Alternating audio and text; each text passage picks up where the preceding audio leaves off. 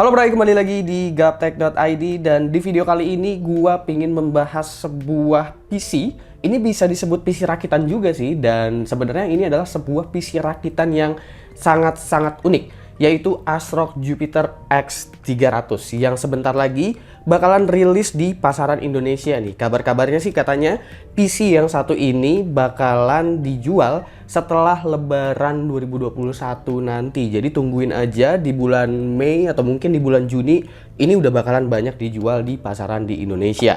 Jadi ini adalah bisa dibilang penerus dari seri Desk Mini 300 yang juga dirilis oleh ASRock ya. Jadi ini memang produk dari ASRock. Nah, si Jupiter X300 ini juga dibuat oleh ASRock untuk solusi mini PC yang bisa dimasukin dengan CPU 6 core 12 thread seperti AMD Ryzen 5. Dan di video kali ini juga gue akan menggunakan AMD Ryzen 5 nantinya. Disclaimer dulu ya, mini PC seperti ini tentunya fokus kita bukanlah untuk bermain game. Meskipun ya sebenarnya mini PC yang akan gue bahas ini bisa kok kalau misalkan dipakai buat main game. Jadi tanpa perlu berbasa-basi lagi, mari kita bahas ASRock Jupiter X300 yang cuma bisa digenggam dengan satu tangan ini, mulai dari desainnya dulu seperti apa. Berbeda dari seri Desk Mini yang ukurannya sebesar power supply desktop PC, seri Jupiter ini ukurannya jauh lebih mini dan lebih ramping lagi. Jupiter X300 memiliki bentuk persegi dengan dimensi 17,8 x 17,8 x 3,4 cm, alias volumenya ini hanya sekitar 1 liter aja. Mungkin ini bisa disebut PC paling compact dengan konfigurasi spek tinggi saat ini. Karena secara dimensi, ini cuma sedikit lebih tebal dari laptop, tapi panjang dan lebarnya tuh kecil banget. Ini akan cocok untuk next level HTPC alias home theater PC, karena selain bisa diletakkan berdiri seperti ini, sebenarnya kalian juga bisa memasangkan VESA mounting dan tempelin Jupiter X300 ini di belakang monitor, sehingga kalian bisa berasa punya all-in-one PC. Tapi sangat upgradable. Ngomong-ngomong soal opsi upgrade, memang Jupiter X300 ini bakalan dijual kosongan, sama seperti Desk Mini lah. Dan nggak menutup kemungkinan juga bakalan ada banyak toko yang menjual bundling langsung dengan prosesor, RAM, dan juga storage-nya. Jupiter X300 menggunakan soket AM4. Yes, AM4. Alias kalian bisa menggunakan CPU AMD Ryzen manapun dengan catatan AMD Ryzen-nya yang memiliki APU atau iGPU. Dikarenakan PC ini emang nggak memiliki slot PCIe untuk kartu grafis. Lalu rekomendasi rating TDP CPU-nya ada pada angka 35 Watt sampai dengan 65 Watt. Meski rekomendasi rating TDP-nya rendah, ini bisa diwajarkan karena ukurannya sangat kecil. Apabila kalian udah punya nih nanti untuk Jupiter X300, gue sih lebih menyarankan untuk menggunakan CPU seperti Renoir. Contohnya seperti AMD Ryzen 3 Pro 4350G. Sebenarnya kalau misalkan kalian pingin pakai Ryzen 7 APU juga sebenarnya masih bisa karena rating TDP-nya sama-sama di 65 Watt. Nah, tapi kenapa gue nggak bisa merekomendasikan? Karena Ryzen 7 itu punya core yang banyak. Ada 8 core, 16 thread. Sehingga heat outputnya nanti akan berbeda. Nanti kalian bisa lihat sendirilah pada bagian pengujian kenapa gue kurang begitu merekomendasikan untuk menggunakan AMD Ryzen 7 pada Jupiter X300.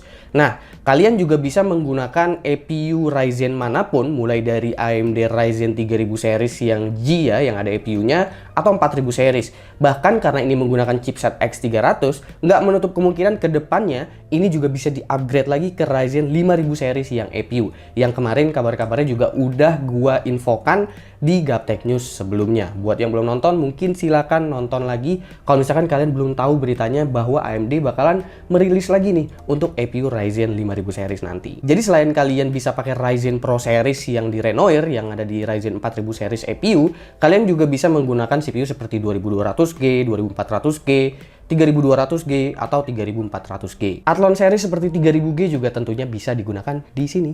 Meski menggunakan soket AM4, Jupiter X300 ini nggak bisa dipasang cooling aftermarket seperti halnya Desk Mini. Jadi sistem pendinginnya ini sebatas blower fan seperti ini aja. Ya seperti halnya cooling laptop atau cooling konsol sih lebih tepatnya. Untuk RAM juga disediakan slot SODIMM seperti laptop, bisa dual channel hingga 64GB. SODIMM DDR4-nya ratingnya bisa 3200 MHz di sini dan masih overclockable lewat BIOS jika emang perlu ditweak lagi. Menariknya untuk storage di sini masih tetap disediakan slot SATA meskipun PC ini cenderung tipis. Tapi tenang, slot M.2 untuk NVMe SSD juga tersedia. Lumayan, masih bisa dapat 2 storage NVMe plus SATA di sini. M.2 yang satu lagi di sini nggak bisa untuk NVMe ya, ini slot khusus untuk WiFi card aja. Lalu untuk I/O, untuk PC semungil ini, rear I/O-nya bisa dibilang lumayan lengkap ya. Output display pun udah tersedia, DisplayPort bahkan masih ada DISA. Lalu slot USB total ada 4. Menurut gua, di sini ASRock memikirkan detail-detail kecil ya. Adanya port DISAP ini bukan berarti ketinggalan zaman, tapi mini PC seperti ini, misalkan dipakein CPU seperti Athlon 3000G, sehingga nanti kemasannya, package-nya itu jadi murah. Nah, karena udah murah, itu bisa digunakan sebagai PC untuk office, atau mungkin untuk kasir yang memang kebutuhannya nggak berat-berat banget. Dan biasanya menggunakan monitor yang ukurannya kecil, yang umumnya masih menggunakan port DISAP. Oh iya, Jupiter X300 ini sebenarnya udah include dengan speaker juga. Jadi kalau belum ada speaker tambahan, bisa pakai sementara speaker bawaannya. Terus depannya menarik nih, karena ada dua USB Type-C dan USB Type-A 3.2 Gen 1. Sesuatu yang emang diperluin banget dan jarang ditemuin untuk mini PC, tapi slot USB yang kencangnya itu ada banyak. Oke, untuk konfigurasi spek yang digunakan di sini, gue menggunakan AMD Ryzen 5 Pro 4650G dengan RAM 2x8GB DDR4 3200 MHz, NVMe SSD 256GB plus 2TB NVMe eksternal untuk ngisi-ngisi game dan juga software-software benchmark. Kita masuk ke bagian BIOS-nya dulu ya. Tampilan BIOS dari Jupiter X300 sendiri seperti pada motherboard ASRock pada umumnya. Lalu untuk chipset X300 sebenarnya posisinya sedikit satu level di atas A300 dan A320. Karena untuk X300 ini adalah chipset value yang masih bisa melakukan overclocking baik untuk CPU atau memori RAM-nya. Fanspeed juga di sini bisa disetting ya. Sayangnya fanspeed dari Jupiter ini bersifat statik. Jadi ketika suhunya tinggi, dia akan tetap berjalan pada speed yang sama. Sementara level kebisingannya agak kurang nyaman kalau kita mentokin kecepatan kipasnya. Tapi nggak masalah selama kita bisa tuning CPU-nya menjadi lebih efisien. Oke, sekarang kita akan masuk ke bagian performance-nya. Nah, pertama ini gue nggak akan bahas soal performance benchmark-nya dulu, tapi gue akan bahas soal performance cooling-nya dulu nih, seperti apa. Karena ini adalah bagian yang cukup penting dan krusial. Apalagi ini adalah PC yang sangat-sangat kecil. Sehingga kita perlu tahu tuning CPU yang tepat itu seperti apa, dan kita juga harus tahu CPU yang tepat digunakan itu seperti apa. Dengan menggunakan Ryzen 5 Pro 4650G, jika CPU-nya full load seperti menjalankan Cinebench, suhunya di sini akan sangat mepet karena udah menyentuh angka 95 derajat Celcius. Apabila kalian ingin menggunakan CPU 6 core 12 thread seperti ini, kita perlu melakukan undervolt dan underclock sedikit agar suhu bisa lebih aman. Kita bisa melakukan teknik ini dengan cara menurunkan CPU core voltage menjadi 1 volt sampai dengan 1,1 volt. Lalu CPU core ratio atau clock speednya kita bisa ubah menjadi 3,6 GHz atau 3600. Nah, dengan setting begini, CPU 6 core 12 thread akan lebih aman karena powernya akan turun di angka 35 watt. Jadi selain lebih aman, kalian akan mendapatkan benefit berupa konsumsi daya yang lebih rendah dan tetap bisa merasakan 6 core 12 thread pada PC sekecil ini. Nah, sekarang kita cek performance-nya lewat Cinebench R15. Jika kalian perhatikan, meski udah melakukan undervolt dan underclock, sebenarnya perbedaan performance-nya nggak begitu signifikan ya, meskipun undervolting emang akan menurunkan performance.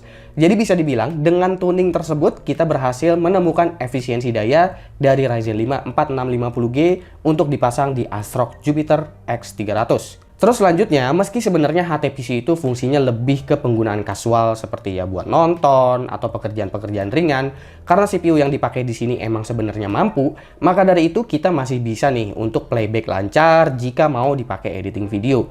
Cuma dalam proses rendering atau encodingnya itu emang nggak sekencang apabila menggunakan GPU discrete. Next itu adalah 3D Mark Firestrike. Skor yang didapatkan di sini sekitar 4000. Tentu ini bukan skor yang besar dan sekali lagi jangan pernah berharap bisa main game AAA dengan pengalaman visual atau frame rate tinggi. Begitu pula untuk 3D Mark Time Spy untuk skenario ini 1440p. Sekali lagi kalau bisa bermain game ya paling sekedar game-game kasual aja atau game e-sport yang ringan seperti CS:GO atau Dota. Oke, kita masuk ke benchmark gaming. Pertama ini CS:GO dulu ya, untuk preset very low 1080p. Untuk sekedar iseng-iseng main CS:GO, kalian di sini udah bisa merasakan rata-rata FPS untuk range 120 atau 144 Hz refresh rate monitor. Untuk Dota 2, bermain Dota 2 pun masih memungkinkan banget nih, bahkan bisa sangat kompetitif. Terus paling enggak kalau misalkan main game AAA ya kalian masih bisa kok main GTA 5, game AAA yang masih cukup fenomenal ya, dan di sini masih jalan smooth banget dimainin. Oke, sekarang kita masuk ke bagian harga dan juga kesimpulan untuk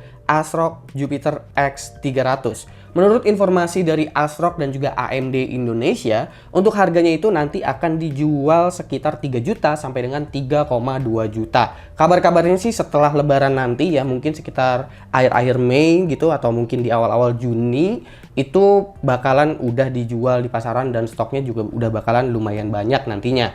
Dan itu harga 3 juta sampai dengan 3,2 adalah harga barebone ya, alias harga kosongan. Jadi belum termasuk prosesor, belum termasuk RAM, dan belum termasuk storage. Kalian juga mungkin nanti bakalan nemuin di beberapa toko yang mungkin udah jual paketan-paketan include dengan prosesor, RAM, dan juga storage-nya. Kalau kita ngeliat di Des Mini 300 kemarin, itu bahkan ada yang jual harga 7 jutaan, itu udah menggunakan Ryzen 5 4650G loh. Jadi menurut gua kayaknya harganya ini bakalan jadi menarik banget nih untuk si Jupiter X300. Mengingat barebone-nya juga masih ada di angka 3 juta. Karena dengan harga 3 juta ini, lo masih bisa konfigurasiin PC semungil ini dengan spek yang lo pingin.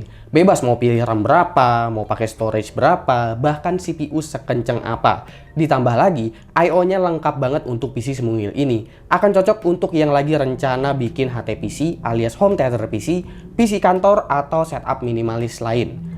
Tapi tentu nggak cocok kalau misalkan ngincer untuk kebutuhan yang berat-berat seperti main game atau rendering. Gue sendiri merekomendasikan pakai CPU seperti Ryzen 3 aja kalau nggak mau ribet-ribet tuning lagi. Tapi kalau mau ribet sedikit aja, Jupiter X300 ini sanggup kok dipasang CPU 6 core 12 thread seperti yang kalian lihat di video ini. Oke, jadi kira-kira menurut kalian gimana nih soal ASRock Jupiter X300? Kalau menurut gue sih udah pasti ini bakalan menarik banget ya. Buat bikin HTPC, buat Netflix and chill gitu ya. Bener-bener bikin home theater di ruang tamu. Atau mungkin buat kantor-kantor gitu. Atau ya, buat sekedar pekerjaan-pekerjaan ringan. Ini harusnya bakalan jadi menarik banget sih si Jupiter X300 ini. Menariknya ya jelas karena bisa dipasangin CPU bertenaga tinggi di dalamnya ya, meskipun dengan TDP yang rendah. Tapi itu menurut gua aja. Kira-kira menurut kalian gimana? Silahkan komen di bawah dan kasih pendapat kalian masing-masing. Jangan lupa like, share, dan subscribe jika video ini menarik buat kalian. Follow sosial media gua kalau lu kepo sama apa yang ada di balik layar Gaptek. Beli juga merchandise-nya Gaptek kalau emang kalian tertarik dan ingin mensupport Gaptek.id dengan cara lain. Linknya ada di deskripsi kalau emang kalian mau beli. Gue Subki dan seperti biasa sampai jumpa di lain kesempatan.